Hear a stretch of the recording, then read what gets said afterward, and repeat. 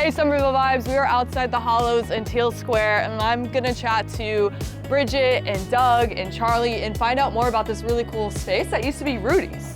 So let's go.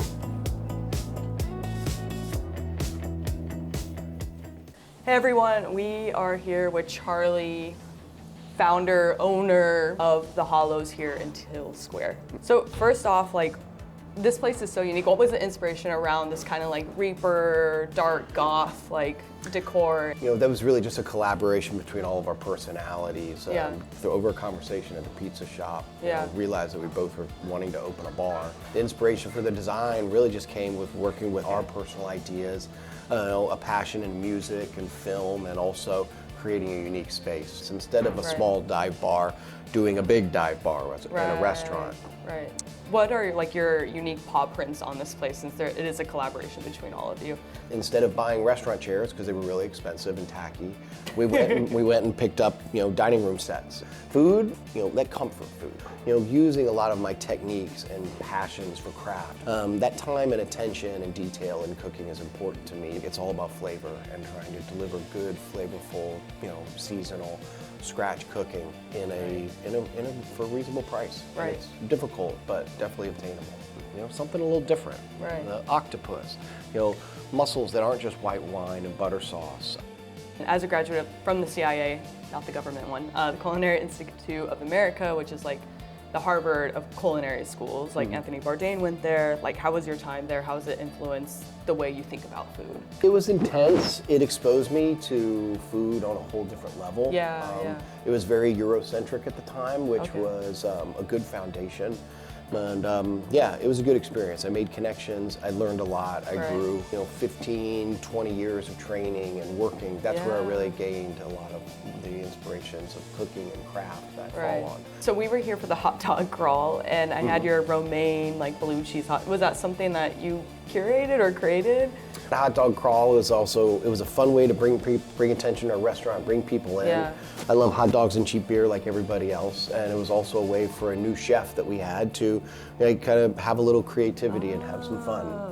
When people come in here and walk out of here, is there anything you want them to walk away with? I just want people to be happy. Yeah. And that's the core of hospitality that sometimes is lost, but is not lost on us. Why Somerville and Teele Square? Anything specific about it? Well, we live here. I do business here already, and beyond that, it's my home. But also, the community here is very supportive of creative businesses. We knew that our death head moth wallpaper and our mix match lampshades would be appreciated. In Somerville, 100%. And that the mix matching, vintage chairs would be appreciated.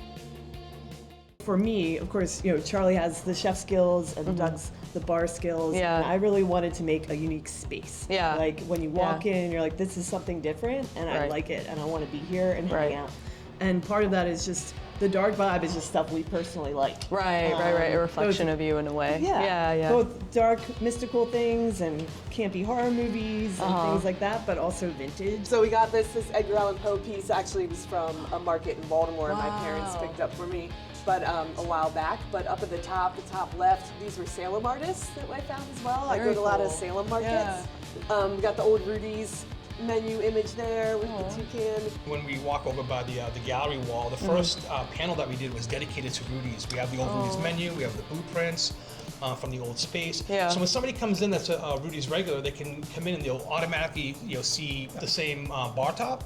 Okay. The concrete bar that was originally Rudy's. When we first bought Rudy's, the first thing everyone said to us was, "You're going to keep the queso." And rightfully so. That was something that they took to heart and they wanted. And so we represented it, I think. And the people that have worked here have all said that they loved it. It's not the same, but it's. I mean, it's in a little cauldron. You have to make it your own. Of course. I tried to get some local artists. So this right here, I had gotten down at the Somerville Flea Market, and I'm sorry that I meant to make note of all the artists' names, but luckily the artist came in and said, "This is my piece," and she tagged it. So that was cool. Also, this Pez piece up here is another local artist. We saw them at the Bow Market Book Fair. Yeah. So I found some pieces to add in from the community. I was just going to point out two other throwbacks. This old picture of Charlie that we have here, and also the weekly dig back in the day. And we've got Doug featured on the Weekly Thing. It is really unique here. Like it's like a museum in a way, where you just look around and you see more and more. So since you're curating a vibe here, what kind of music do you think would be misplaced in this environment? I don't think there's anything that would necessarily be misplaced. I think everything is welcome. It depends on the night. I mean, some nights you'll come in and I'll literally be playing Ministry or Slayer, Motorhead. Yeah. Judas Priest. Or some nights it will be goth. Yeah. It would be straight up like Cure, Type O Negative. Out of character. Maybe I think like that's Sabrina what's Carpenter, unique you know, about like it. a. I think that's what would make it more unique is that we would be able to, have like Taylor Swift playing, but then all of a sudden the next song is Judas Priest or something like that. We go all over the place sometimes. Like we like our throwbacks. To your point though, like I feel like that kind of like chaos really works here, where you're like, hey, Exactly. yeah, we're gonna do what we want. Yes, we want to open a neighborhood bar that was for the community. So when somebody comes in, it's super approachable. Yeah. So somebody can get a $5 beer and somebody can get a $12 beer if they want to. Growing up in Medford and seeing this like Somerville transform a lot, like what has been the most like transformative where you're like, wow, now we're in a new era of Somerville? Somerville was nothing like it is now. Extremely working class, hardworking people. Right. It was a tough city. Yeah. It had a lot of character.